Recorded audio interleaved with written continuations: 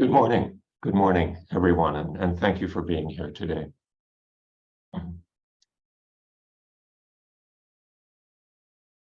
So, during the last couple of weeks, we've been returning to some of the earliest and most fundamental teachings of Buddhism, the Four Noble Truths, which include the Eightfold Path.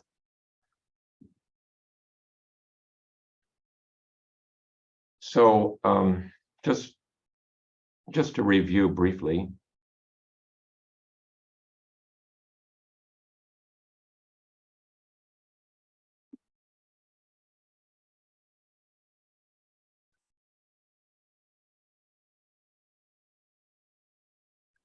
the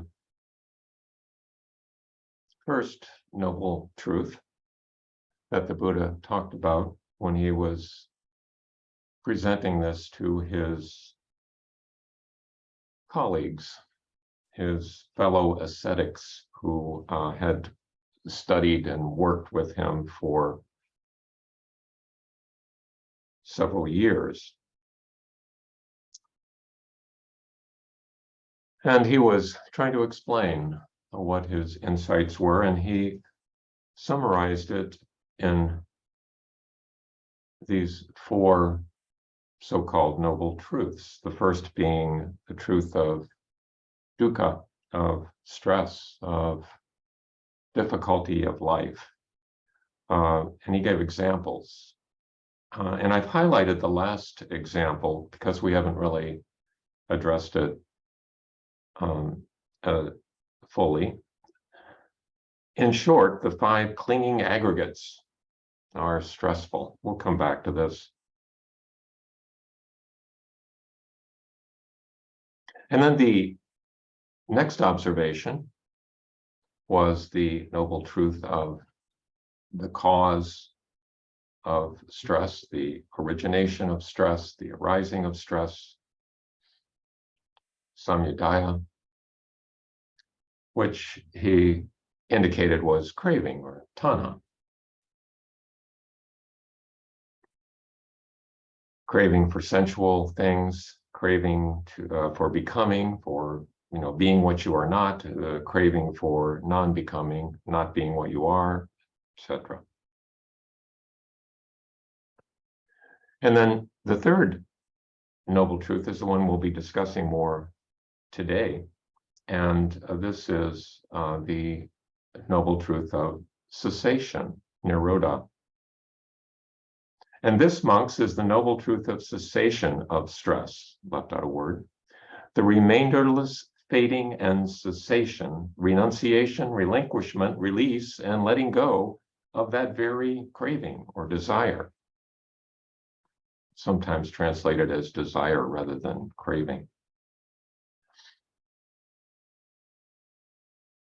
So on the face of it, that sounds kind of straightforward. It sounds like, okay, we've got a problem here. Life is difficult. The source of the problem is this craving. And if we can just get rid of this craving, life won't be difficult. That's sort of the simplistic view of the teachings. Of course, when you start thinking about that at all, you run into some issues. Well, what is this about craving or desires being bad? It's something we need to get rid of. I mean, aren't some desires okay? Aren't desires just part of life? Don't all living things have a certain level of desire? Even plants, if you give them reasonable conditions, will go on to flourish and flower and fruit. They seem to have a desire to survive. And then what kind of life would it be without any desire or craving, you might call it? What would that look like if you just didn't really desire anything. Aren't some desires just essential? If you just get rid of all sensual desire, you just don't want food anymore, it's not interesting. So I think these teachings do require some reflection and some refinement in order to understand what they mean for us and how we can apply them practically in our lives. So I'm going to come back a minute to this talk about the 5 clinging aggregates. So just a reminder about what these aggregates are. They're a formulation of what comprises our sense of self or personality. And they may, sound a little strange if you're not used to them, and we aren't in Western culture. We don't tend to think about the formation of a personality with these 5 factors, but they do make reasonable sense. So there's the physical form of self, and then there are feelings and perceptions, sort of recognizing things in the environment, isolating them as objects and perhaps giving them a name. Fabrications, which include volition, the arising of impulses or plans. How am I going to respond to this? Fabrications, and then consciousness, just the ability to be aware of all of this that's going on. Awareness of form and feeling, perceptions, and fabrications. So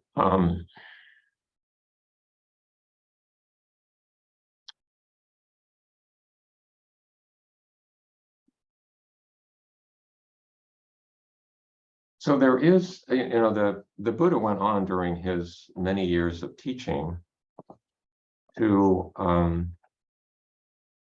elaborate on these early teachings in great detail. And one would have to be, a full-time scholar to begin to grasp the breadth of all of these refinements and teachings that the Buddha gave during his lifetime. But there is one, I think, that's relevant to us here. So I'm just going to read, and I'm taking selections of it because it's a fairly long sutta. And it has a delightful name. It's called the Great Full Moon Night Discourse. The Great Full Moon Night Discourse.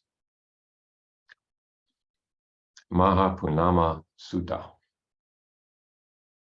And the setting is that a monk who is not identified is asking questions of the Buddha. And he says, and he's familiar with some of these teachings, but he's trying to understand them just like we're trying to understand them. He says, aren't there 5 clinging aggregates? The form aggregate, the feeling clinging aggregate, the perception clinging aggregate, the fabrications clinging aggregate, the consciousness clinging aggregate? He's asking this question, and he sort of probably knows the answer already. And the Buddha responds, yes, there are these 5 clinging aggregates. And then the monk says, but in what, Lord, referring to the Buddha, are these 5 clinging aggregates rooted? Buddha responds, monk, these 5 clinging aggregates are rooted in desire. And the monk responds, very good, Lord, asking him a further question. Is clinging the same thing as the five clinging aggregates, or is clinging separate from the five clinging aggregates? Monk, clinging is neither the same thing as the five clinging aggregates, nor is it separate from the five clinging aggregates. Just that whatever passion and delight is there, that's the clinging there. Whatever passion or delight is there, that's the clinging there. So the monk asks a further question a bit on. He says, how does self-identification view come about? And the Buddha responds, there is the case, monk, where an uninstructed, run-of-the-mill person who has no regard for noble ones is not well versed or disciplined in their Dhamma, who has no regard for people of integrity, is not well versed or disciplined in, assumes form to be self, or the self as possessing form, or form in the self, or the self as in form. He assumes feeling to be the self, or self as possessing feeling, or feeling as in the self, or the self as in feeling. And he assumes perception in the same manner. Either the self, or possessing perception, or perception in the self, or self as in perception. He assumes fabrication similarly, and he assumes consciousness in the same way. And this, monk, the Buddha says, is how self-identification view comes about. Very good, Lord, said the monk, asking a further question. Lord, how does self-identification view no longer come about? There is a case, monk, where a well-instructed disciple of the noble ones who has regard for noble ones is well-versed and disciplined in their Dhamma, who has regard for people of integrity, is well-versed and disciplined in their Dhamma, doesn't assume form to be the self, or the self as possessing form, or form as in the self, or the self as in form. He doesn't assume feeling to be the self. He doesn't assume perception to be the self. He doesn't assume fabrications to be the self, nor consciousness to be the self. This, monk, is how self-identification view is no longer coming about. Well, the monk presses on. He says, very good, Lord. What is the allure of form? What is the allure of form? What is the drawback? What is the escape from it? What is the allure of feeling, perception, fabrication, etc.? Monk, whatever pleasure or joy arises dependent on form, this is the allure of form. The fact that form is inconstant, stressful, subject to change, that is the drawback of form. The subduing of desire and passion, the abandoning of desire and passion for form, that is the escape from form.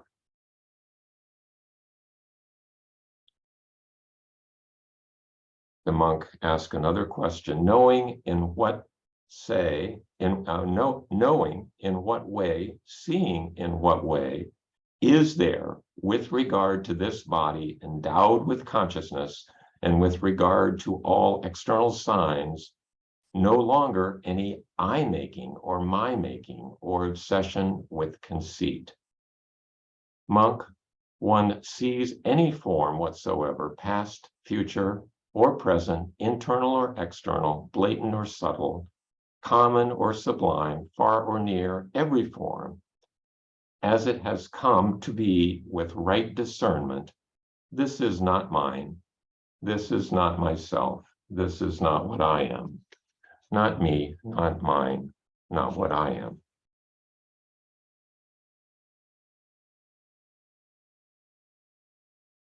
So the clinginess then of these aggregates, our tendency to cling, seems to be equated in a way with this propensity for identification, for possessing, or calling it our own.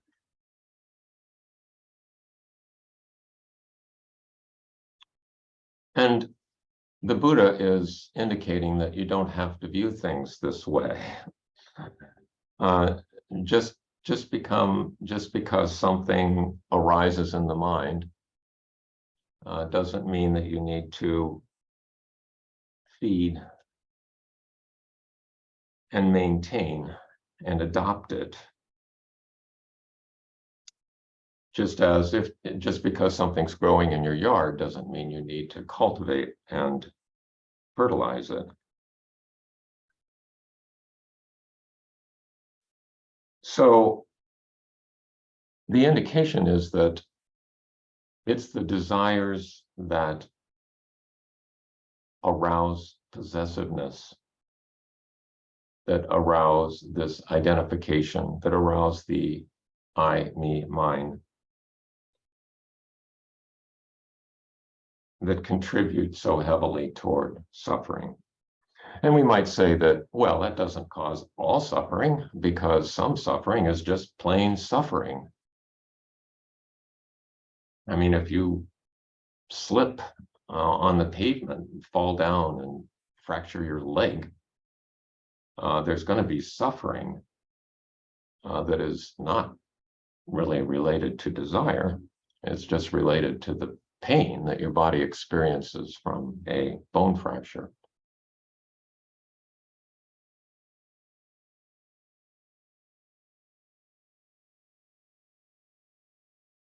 But the Buddha is warning us that much suffering is augmented or created by this sense of possessiveness.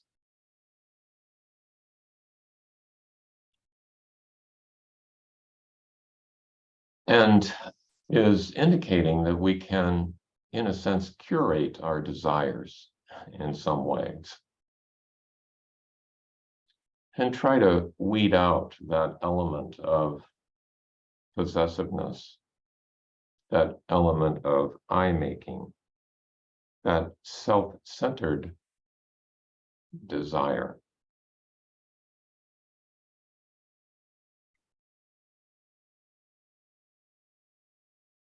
So as kind of a sort of a gross example of this, one can think about, okay, I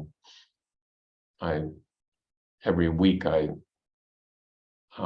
volunteer, at the food pantry to collect groceries that would otherwise be discarded, and take them and with the help of many, many other people, distribute them to individuals who can use that food, can use those resources. So one way of sort of responding to that might be, oh, here I am bringing food to the needy. Aren't I charitable? Or here I am taking these things that would otherwise be wasted and taking them to individuals who can use them. Aren't I resourceful? And perhaps thoughts this blatant don't tend to rise to the surface, but similar kinds of thoughts I think we're all familiar with. And the Buddha is indicating that we're best off not cultivating those thoughts, that they're not helpful, they're not skillful, they lead to suffering.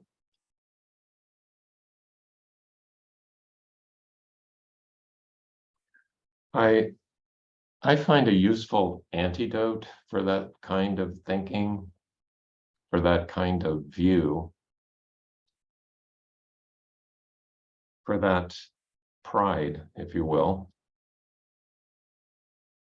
to be gratitude. To substitute the thought, what a blessing it is that I'm healthy enough and able enough to do this work.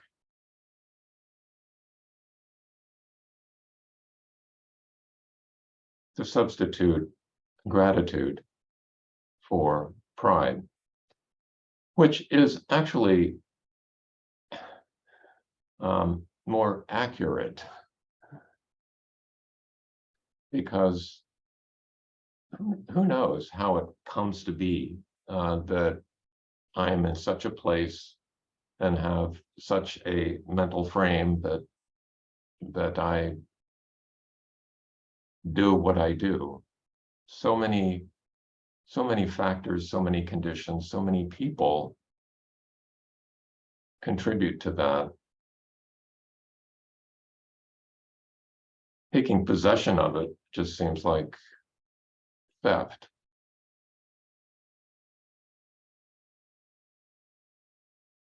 Expressing gratitude seems more appropriate. So it's a little elaboration, I think, on the third noble truth, but I'd be interested in your thoughts about it. And where are we so far with this? I mean, is it convincing that this self-centered desire is the prime mover of much of our suffering?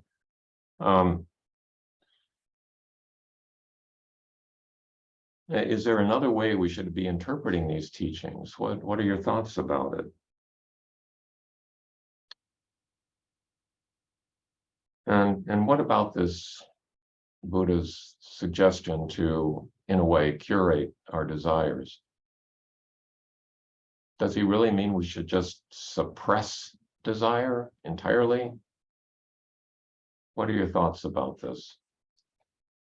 Some of this, I think, difficulty with interpretation comes about perhaps because we're translating from a different language, a different culture. But clearly these teachings are of immense value to have been transmitted over so many centuries. And spending the time, making the effort to try to interpret them in such a way that they're useful for us, I think is well worth it. So I think I'll stop there, and we'll then break up into groups for a few moments, and then get back together in about 10 or 12 minutes or so. Thank you for listening today.